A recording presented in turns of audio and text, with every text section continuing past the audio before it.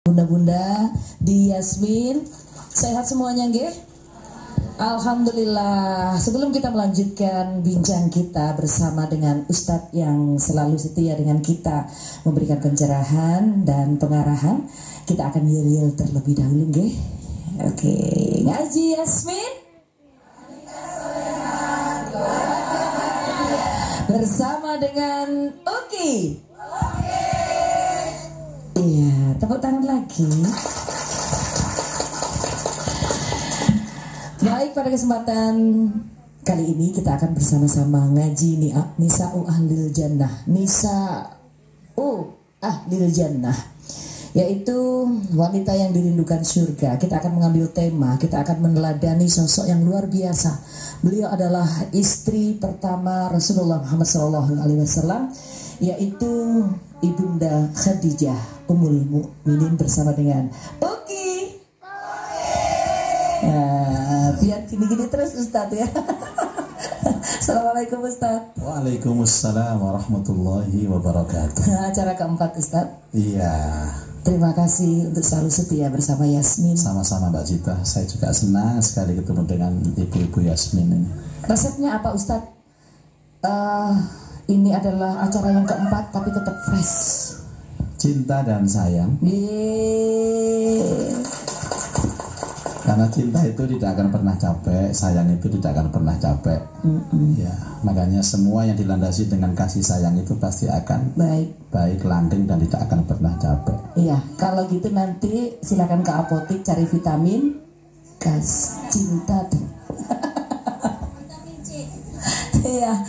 Baik Ustadz, seperti yang saya sampaikan di awal tadi bahwa kita akan menunggu, kita akan dengan hikmat, khusyuk, dan juga tentu dengan kegembiraan dan kebahagiaan, karena ini adalah majelis bahagia. Ini adalah majelis yang mudah-mudahan selalu membahagiakan juga, menghadirkan Ustadz. Kita akan membahas Bunda Khadijah. Iya, Mbak Cita. Terima kasih. Siap Bunda? Iya, yang kita bahas adalah Bunda Khadijah. Mungkin nama ini sudah sangat viral di telinga kita. Tapi mungkin kita belum tahu sisi lain dari kehidupan wanita mulia ini, yang sebagaimana disampaikan Nabi Shallallahu Alaihi Wasallam, ada 4 wanita terbaik surga. Yang ketiganya sudah kita ceritakan dalam edisi yang lalu. Yang pertama adalah Asia binti Mazahim, istrinya Fir'aun, ibunda Asia. Yang kedua adalah Sarah. Yang ketiga adalah Maryam. Kemudian kita juga sekarang membahas tentang Ummul Mukminin Khadijah. Setiap kali kita menyebut istri Nabi, harus kita sandangkan di depannya kata-kata ibu, kata-kata ibunda, atau kata-kata Ummul Mukminin. Mboten angsal jambal, tidak boleh menyebut langsung namanya. Jadi misalkan Ummul Mukminin Khadijah, Ummul Mukminin Aisyah, Ummul Mukminin Zainab, atau diganti Ibunda Khadijah, Ibunda Aisyah, Ibunda Zainab, atau Ibu Khadijah, dan seterusnya. Karena Allah Ta'ala berfirman, A'udzubillahi minasyaitonirrajim, An-nabiyyu awla bil mu'minina, An-nabiyyu awla bil mu'minina min anfusihim wa azwajuhu ummahatuhum. Sesungguhnya Nabi itu punya derajat level lebih tinggi daripada kebanyakan orang-orang beriman. Wa azwajuhu ummahatuhum, dan istri-istri Nabi itu ibu-ibunya orang-orang yang beriman. Makanya panggilannya Ummul Mukminin. Dan hari ini kita akan membahas tentang beliau. Saya akan mengawali statement ini dengan satu kata-kata dalam kitab Nisa'u Ahlil Jannah, yang terjemahannya seperti ini. Rasulullah itu pernah bicara, Bu. Beliau mengatakan, Allah tidak memberiku pengganti yang lebih baik dari Khadijah. Ini artinya wanita yang satu-satunya melekat dalam hati Nabi adalah Khadijah. Dia, Khadijah ini, beriman kepadaku ketika orang-orang mengingkariku. Dia percaya kepadaku ketika orang-orang menganggapku dusta. Dia memberikan hartanya kepadaku ketika orang-orang mengekang hartanya untukku, dan dia memberiku anak ketika istri-istriku yang lain tidak bisa memberiku anak. Jadi kalau kita lihat di sini ada 4 kemuliaan Ibunda Khadijah di saat seluruh manusia mengingkari Rasulullah. Orang pertama yang mengimani Nabi adalah Khadijah. Di saat seluruh orang menganggap Rasulullah itu berdusta, yang percaya kepada Nabi adalah Khadijah. Di saat seluruh orang mengekang hartanya untuk Rasulullah, yang memberikan hartanya hanya Khadijah. Di saat istri-istri yang lain tidak bisa memberikan anak dan keturunan, yang bisa memberikan keturunan adalah Ibunda Khadijah.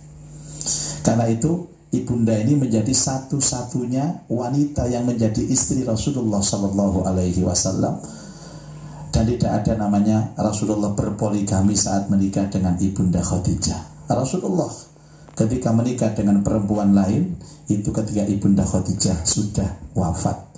Jadi yang sering saya sampaikan kepada bapak-bapak, jika ingin menikah lagi dan mencontoh Rasulullah, maka tunggulah istrinya mati dulu. Itu namanya sunnah. Nah, kadang-kadang ini dijadikan senjata oleh ibu-ibu yang mentang-mentang dapat ilmu baru, akhirnya pulang dari pengajian, suaminya didudukkan, Mbak Cita. Pak, duduk Pak. Pak omongi Pak, bahwa Nabi selama hidup tidak pernah menikah dengan wanita lain saat menikah dengan istri yang pertama. Baru menikah. Iya. Jadi nasihat sembari ngancam. Yeah. Biasanya bawa sutil gitu. Baru menikah lagi ketika istri yang pertama ini wafat. Tolong Pak, kalau kamu ingin jadi umatnya Rasulullah, pengen nikah lagi, tunggu aku mati dulu, alias langkai mayatku. Jadi itu bukan adil Bu, itu nggak adil namanya. Tidak patut ibu seperti itu. Mestinya harus adil dong. Kenapa sampai Rasulullah tidak pernah meninggalkan Ibunda Khadijah menikah lagi? Ini pelajarannya. Karena saking sempurnanya Khadijah. Bahkan ulama-ulama mengatakan tidak ada satupun umat-umat Rasulullah yang perempuan, istrinya umat Rasulullah itu yang bisa mencontoh Khadijah. Kalau mencontoh istri yang lain banyak Bu, tapi mencontoh Khadijah tidak ada. 4 kemuliaan sekaligus melekat dalam diri Khadijah. 1, cantik parasnya. 2, kaya. 3, cerdas. 4, berakhlakul karimah. Golek wong koyok ngene nang kebon sari angel. Ada cantik tapi gak sugih. Ada cantik kaya tapi lola ngadep ke saya coba. Allah. Ada laki yang cantik, pinter, kaya, tapi akhlaknya nggak karu-karuan. Berani sama laki-laki, berani sama suami. Makanya ada kajian khusus tentang ta'addatuz zaujatir Rasul, tentang bagaimana Nabi itu kok istrinya banyak. Ternyata ada 12 istri. Yang satu ini khusus spesial, yang 11 ini umum. Yang spesial itu adalah Ibu Khadijah, karena tidak ada satupun perempuan istri-istri umatnya Rasulullah yang bisa mencontoh Khadijah. Tapi sementara yang 11 ini bisa mencontoh. Dan 11 itu mewakili karakter sifatnya istri-istri umatnya Rasulullah. Saya tunjukkan, tapi ini belum pelajarannya, nanti next insya Allah. Ada istri-istri yang 11 yang selain Khadijah, Mbak Cita. Maaf, ada yang ngamuan, pemarah, ada yang cemburuan, ada yang senengannya belonjo, ada. Jadi mewakili kami semua lah Ustaz itu. Nanti pasti ada yang cocok ibu-ibu dengan istri-istri Nabi selain Ibunda Khadijah. Ya paling nggak ada yang cocok lah Ustaz. Ya. Ada yang senengannya melaku-melaku. Ya, shopping. Itu banyak karakter-karakter. Seperti, maaf saya sebutkan satu karakter saja, Ibunda Aisyah, cemburuan. Ya lepas daripada beliau adalah akhlaknya baik, tapi beliau punya watak cemburu. Nah itu rata-rata istri-istri sekarang ya seperti itu. Jadi tidak ada satupun wanita sekarang yang bisa mencontoh Khadijah karena sempurnanya itu. Masya Allah Ibu. Saya sampai berpikir begini, seandainya Nabi itu tidak didampingi oleh Ibunda Khadijah, Tidak mungkin Nabi bisa berdakwah, bersabar menghadapi fitnahan, kecaman, olok-olok dari orang-orang musyrik itu. Itu yang disebut bahwa peran istri itu sangat dominan terhadap suksesnya suami. Di balik suami yang sukses ada istri yang sukses juga. Tapi di balik ya, istri sah. Iya, istri sah. Jadi di balik suami yang sukses ada istri sah yang sukses. Gini loh Ustaz, masalahnya itu ada kadang-kadang melintir di balik laki-laki yang sukses, di balik suami yang sukses terdapat perempuan yang hebat. Loh, si perempuan ini sopo? Kan harus jelas istri sah ya. Istri sah. Ya, tapi potangan. Ya, tapi di balik istri yang sukses ada suami yang stres. Ditinggali terus sana kemari. Ini kemuliaan Khadijah. Makanya sering Rasulullah menceritakan tentang kemuliaan ibunda Khadijah ini kepada istrinya Aisyah. Aisyah, dulu Mbak Khadijah seperti ini sampai nggak enak. Dia bilang, mbok ya yang diceritakan ojo Mbak Khadijah terus, karena aku yo iso yo ngono. Cemburu terhadap orang yang sudah wafat. Masya Allah, saking ininya ya Ustaz, luar biasa. Dan hanya ibunda Khadijah ini yang kemudian menurunkan putra-putri Rasulullah Sallallahu Alaihi Wasallam. Yang putra-putri Rasulullah itu ada salah satu istri namanya Maria Qibtiyah. Nanti kita ceritakan juga, itu punya anak namanya Ibrahim, tapi wafat di usia yang masih belia. Jadi yang satu-satunya menurunkan dzurriyyah sampai sekarang itu dari rahim ibunda Khadijah. Ibunda Khadijah punya anak Abdullah, Qasim, Fatimah, Zainab, Ummu Kulsum, Ruqayyah. Tapi yang sampai ikut Rasulullah hijrah ke Madinah hanya Fatimah. Yang menurunkan dzurriyyah dan ahlul bait sampai sekarang ini dari lahirnya ibunda Khadijah. Ini kemuliaan ibunda Khadijah. Terus ada statement bagus sekali Mbak Cita di sini dalam kitab Nisa'u Ahlil Jannah. Jadi peristiwa pertama yang menunjukkan kemuliaan, kesetiaan, kebijaksanaan, kesabaran, kelembutan, dan kearifan ada di hati Khadijah. Saya ulang semua ini, Bu. Kemuliaan, kesetiaan, kebijaksanaan, kesabaran, kelembutan, dan kearifan hati Khadijah. Mulia, setia, bijaksana, sabar, lembut, arif. Masya Allah.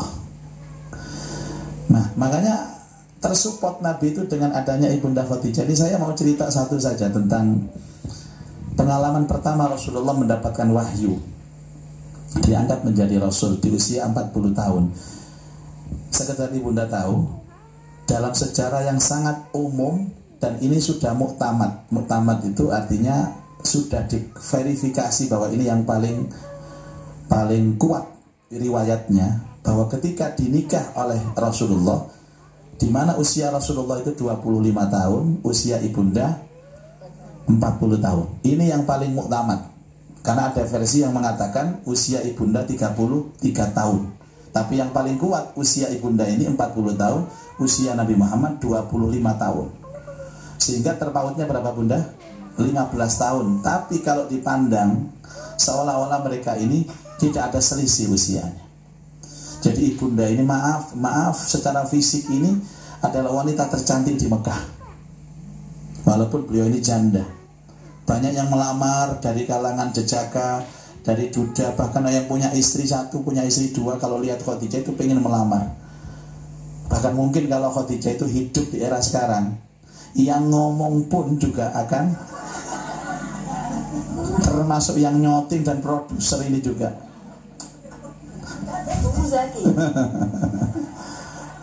Ya, sudah menonton nggak beliau menonton? Enggak, ini kan ibaratnya begitu Bunda. Tapi semua ditolak. Karena ibunda ini cari suami yang tidak hanya sekedar bisa mengcover kehidupan dunianya, tapi haus tentang harapan-harapan sukses akhirat itu ada. Nah, sehingga pada saat Nabi usia 40 tahun diangkat menjadi Nabi dan Rasul, berarti usianya ibunda berapa? 40 tambah 15 55. Jadi Nabi itu pengalaman pertama dapat wahyu bunda. Lihat malaikat Jibril dengan wujud aslinya. Nabi ketakutan, gemetar, pulang ke rumah itu menggigil. Dan ketika disambut di pintu rumah, Ibu Khadijah ini tidak menanyakan apapun. Itu kearifannya Ibu Khadijah, kebijaksanaannya Ibu Khadijah. Ngerti nih bojo sumpek, stres gak ditakoni. Lukas kena bu, siap-siap ya. Sejam wong sepanjang. Ya Allah, itulah pelajaran pertama dari ibunda. Maaf saya menceritakan seperti ini sebagaimana awal-awal kita ceritakan. Jangan hanya senang mendengarkan dongeng ini, Bu. Tapi jadilah wanita cerdas yang bisa mengambil inspirasi di cerita ini. Menggigil. Sampai Rasulullah itu yang bertanya, karena Khadijah nggak tanya. Karena orang yang seperti ini tidak mungkin bisa menjawab. Bahkan Rasulullah dengan gemetar, wahai istriku, ada apa dengan aku? Dan tidak dijawab sama Khadijah, tapi langsung dipeluk sama Khadijah. Subhanallah, itu mulia. Dipeluk sama Khadijah. Tolong rangkul aku, tolong selimuti aku. Dipopong ke kamar, ditidurkan Rasulullah, diselimuti, dipeluk sama Khadijah. Enggak ditanya apa-apa. Dilungkas kena bun, dilungkas kena siap-siap. Lah iki ana wong ngono lho. Wis bojone sumpek teko pabrik, teko kantor mulih. Ditakoni ana apa, Pak? Ana apa, Pak? Jam bidut kae, Pak. Tandane kok. Wis terasa. Pokoknya kalau saya ngomong Mbak Cita mesti terasa Bu iki aneh, kena iki kena iki. Diselimuti, Bu. Dan betapa damainya Rasulullah diperlakukan oleh istri seperti itu. Diselimuti, dipeluk. Rasulullah mau bercerita, jangan dulu. Diam dulu Rasul, tidur dulu. Didampingi itu. Subhanallah. Itu namanya kearifan, kelembutan, kemuliaan, kebijaksanaan, kesabaran. Nah, baru setelah reda, ditanya sama Ibu Khadijah. Nabi wonten napa? Nek basa mriki nonton. Aku delok makhluk iku ngeri dhek aku dhek. Gawedhe aku bingung iki sapa, aku dicekek koyo ngene. Aku dikon maca Iqra, aku gak iso maca ma'ana bi qari Iqra ma'ana bi qari. Aku iki sapa iki dhek? Kontrol ta sapa iki? Jare Khadijah, kula ngibaten sumerap Nabi. Mungkin gini ku sinten kirangan. Nek jenengan kersa monggo nggih kula jak teng paman kula. Paman kula niku apal Injil, apal Taurat. Insyaallah sumerap sinten sing nekani panjenengan niku. Basa, Bu. Nek cara mriki niku basa kena dilungkas. Siap-siap. Siap-siap. Jadi saya tanya tentang ke beberapa kiai dan juga baca-baca kitab. Kalau manggil itu siapa? Kepada ke Rasulullah kan belum diangkat jadi Rasul waktu itu. Setelah diangkat jadi Rasul, beliau manggil suaminya ya Rasulullah, ya Nabi Allah. Tapi sebelum menjadi Nabi dan Rasul, beliau manggilnya itu ya Habibi, wahai kekasihku. Habibi, Habibi. Kok Ustaz yang nyanyi? Iya, itu kan itu kita ya. Biasanya kan nyanyi Habibi ya. Kekasihku, suamiku. Akhirnya dibawa dan digandeng bunda, digandeng Nabi itu karena gemeter. Sampai di sana ketemulah dengan pamannya ibunda Khadijah yang bernama Waraqah bin Naufal, seorang penulis Taurat dan Injil, penghafal Taurat dan Injil. Dan akhirnya Rasulullah menceritakan kepada beliau didampingi ibunda Khadijah sambil tangannya dipegang sama Khadijah. Itu akhlak seorang istri, Bu. Nek sing lanang gemeter sampeyan cekel tangane. Nek sing gemeter maneh sampeyan cekel pundake. Nek sing gemeter maneh sampeyan cekel sikile. Nek sing gemeter maneh aja diterusno. Sampeyan cekel sirahe. Nah, yang datang kepadamu adalah Namus, yang pernah datang kepada Musa dan Ibrahim. Dan siapapun yang didatangi oleh Namus ini, maka dialah utusan Allah. dan ciri-cirimu memang ada dalam kitabku bahwa kamu adalah utusan Allah, Nabi akhir zaman. Terus dia bilang, Khadijah, suamimu adalah Nabi Allah, Nabi akhir zaman. Dipeluk.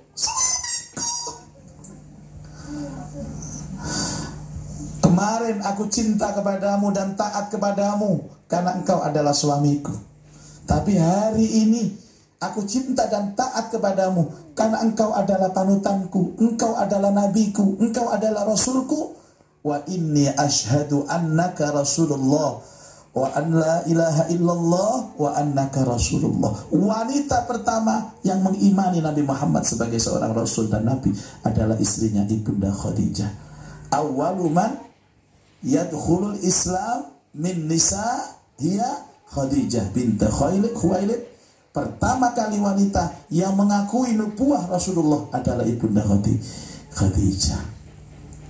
Bu, siap jadi Khadijah? Ya kalau luput jadi Aisyah, kalau luput lagi jadi Zainab, kalau luput lagi jadi Ummu Salamah, terakhir luput kabeh Markonah. Ya Allah, ya Allah, ya Allah. Suatu ketika itu Nabi didatangi malaikat Jibril pada waktu dari Multazam pulang. Katanya Jibril, ya Rasulullah, percepat langkahmu, ada bidadari surga menunggumu di rumah. Hah?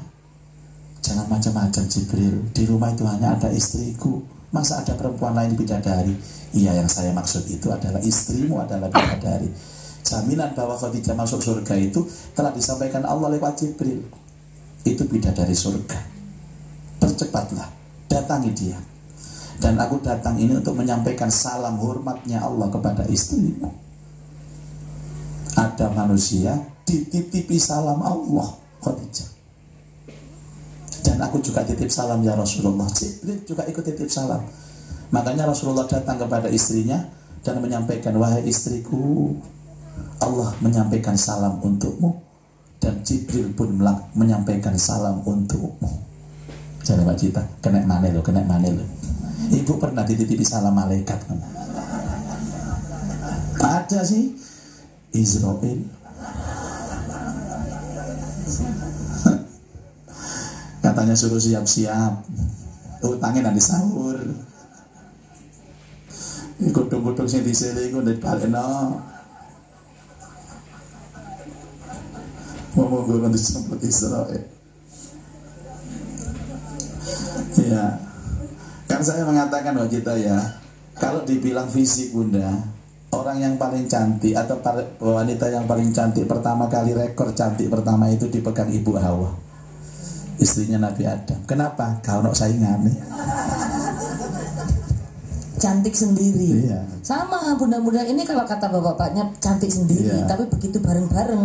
Nah, terus ketika Saroh datang, ketika Asia datang, itu apa namanya, Saroh datang, itu hilang kecantikan Hawa, Ibu Hawa. Jadi wanita dari era Ibu Hawa sampai Saroh, istrinya Ibrahim itu yang paling cantik ya Saroh itu. Tapi tatkala ibunda itu muncul, Khadijah, kecantikan Saroh hilang, kalah dengan kecantikan ibunda Khadijah. Tapi nanti setelah Fatimah lahir, kecantikan dari 3 wanita sebelumnya itu terkumpul dalam satu wajah, namanya Fatimahuz Zahra Al-Batul. Nanti cerita itu setelah ini bunda, cerita itu setelah ini. Jadi orang yang cantik tapi kecantikannya sempurna ibunda ini. Mungkin kecantikannya luar, kecantikan dalam. Kalau bahasa sekarang inner beauty apa begitu, Mbak Cita, saya nggak enak itu ngomongnya apa. Kecantikan dari dalam, Masya Allah. Dan satu hadis mengatakan begini, selama saya menikah dengan ibunda Khadijah, aku tidak pernah melihat wajahnya itu cemberut. Tidak pernah melihat wajahnya cemberut. Ya Allah, senyum terus bunda. Wes ayu meseman, elek cerewet. Bukan orang sini, itu orang Jawa sana. Ibu-ibu, maaf ya, maaf. Kalau secara fisik mungkin bisa dinilai orang. Kan orang cantik itu kan bisa dinilai secara kesepakatan, Bunda.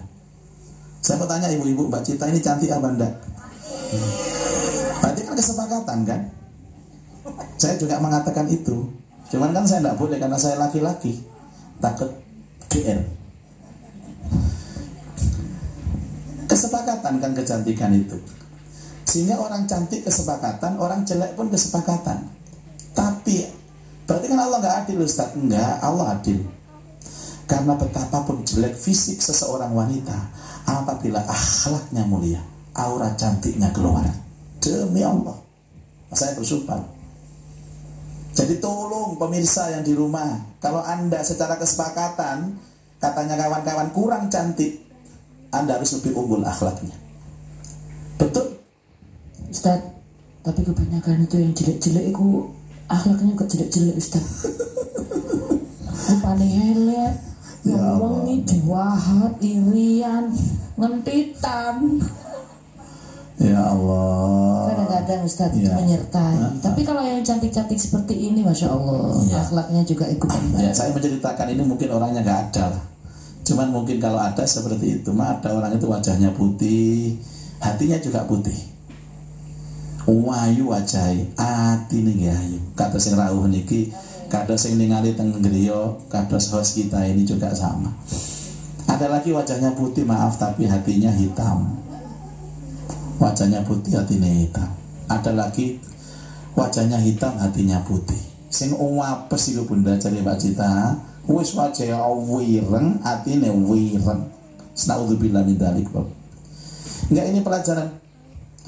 Jadi sebenarnya kecantikan dari dalam itu harus ada. Kecantikan berasal dari dalam dompet dan kantong.